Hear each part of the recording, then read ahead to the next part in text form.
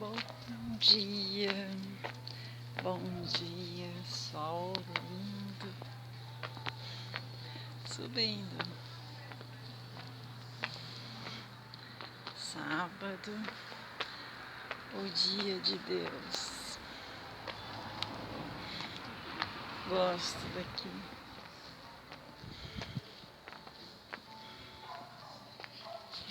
bonito.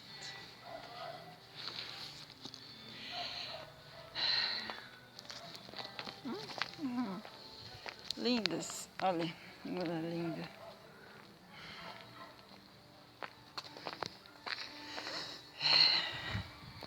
Solzinho bonito.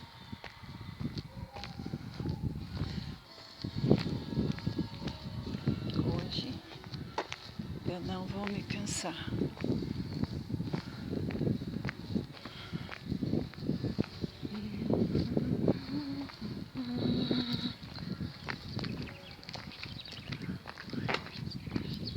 Olha isso, gente. Olha só. Muito demais. Olha.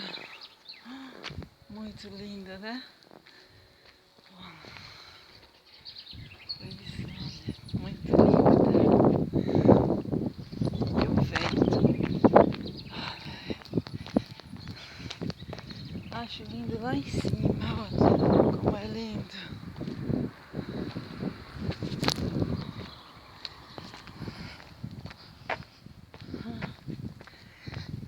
Hoje é o dia de Deus. É o dia que Ele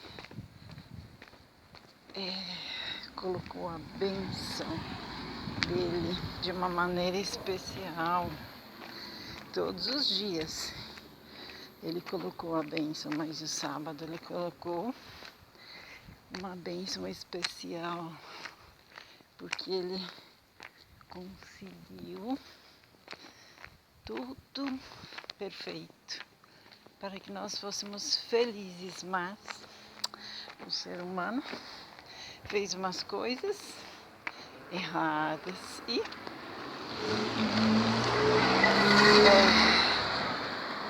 ele teve que fazer uma coisa muito difícil para poder restaurar. E ele fez.